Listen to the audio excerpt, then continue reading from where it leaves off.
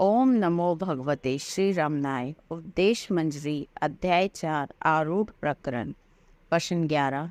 महर्षि, यदि यह मोक्ष है तो कुछ श्रुतियों में इसका संबंध शरीर से क्यों जोड़ते हैं और कहते हैं कि जीवन केवल मुक्ति तभी प्राप्त कर सकता है जब तक वह शरीर नहीं छोड़ता है।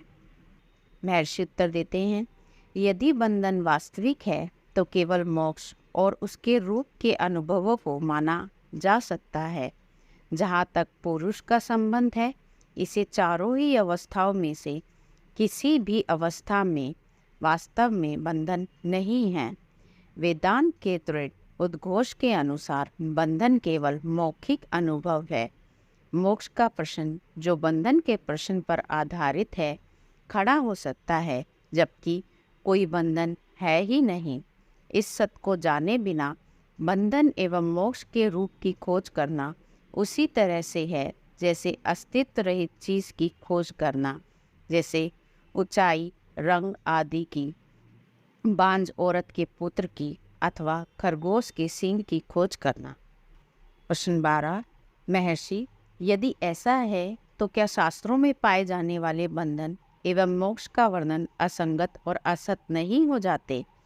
महर्षि उत्तर देते हैं, नहीं, वे असंगत और असत नहीं हैं।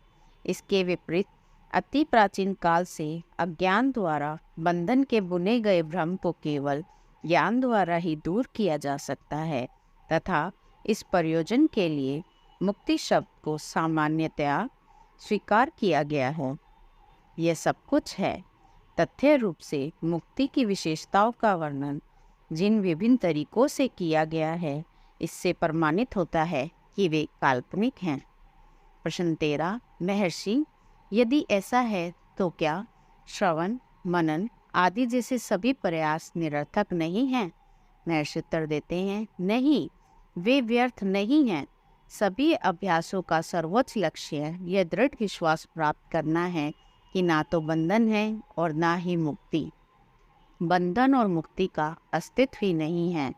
इस प्रयोजन को प्रत्यक्ष अनुभव द्वारा दृढ़ता से देख पाना उपरोक्त अभ्यासों के बिना संभव नहीं है, इसलिए ये अभ्यास उपयोगी हैं।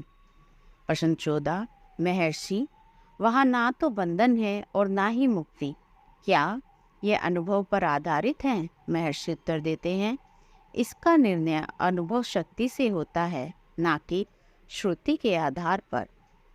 प्रश्न 15।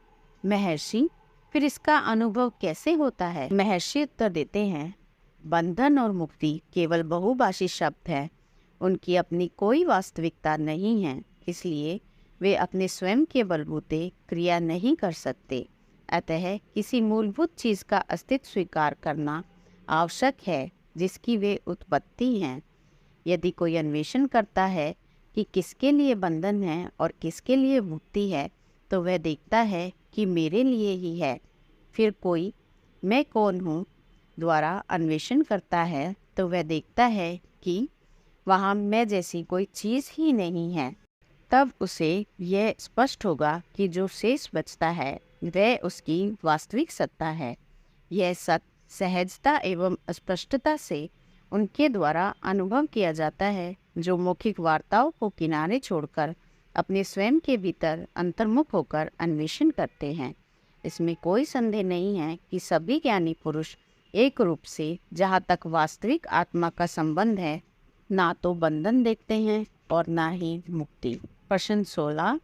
महर्षि, यदि बंधन या मुक्ति वास्तविक नहीं है तो हर्ष और शोक के वास्तविक अनुभव का कारण क्या है? महर्षि उत्तर देते हैं, जब कोई अपने वास्तविक रूप से अलग हटता है, केवल तब वे वास्तविक दिखाई पड़ते हैं, किंतु वास्तव में वे अस्तित्वमान है ही नहीं। प्रश्न 17। महर्षि, क्या हर किसी के लिए अपने वास्तविक रूप को यथार्थ रूप से प्रत्यक्ष जानना संभव है? महर्षि उत्तर देते हैं, निसंदेह यह संभव है। प्रश्न 18। महर्षि, यह कैसे संभव है? महर्षि उत्तर देते हैं, यह हर किसी का सामान्य अनुभव है कि सुषुप्ति, मूर्छा आदि अवस्थाओं में जब संपूर्ण सृष्टि चर और अचर, पृथ्वी से आरंभ और प्रकृति में अंत होने वाली लुप्त हो जाती है, तो भी नित्य अपरोक्ष सत्य अपनी स्वाभाविक स्थिति में रहता है। इसलिए शुद्ध सत्ता की अवस्था जो सब में सामान्य है तथा जिसका प्रत्यक्ष अनुभव सभी के द्वारा किया जाता है, स्वयं का वास्तविक रूप है। निष्कर्ष है कि ज्ञान एवं अज्ञान अवस्था के सभी अनुभव जिसका वर्णन नए नए शब्दों के द्वारा किया जा सकता है, स्वयं की वास्तविक अवस्था के विपरीत है। ओम तत्सत। यहीं पर उपदेश मंजरी का समापन होता है।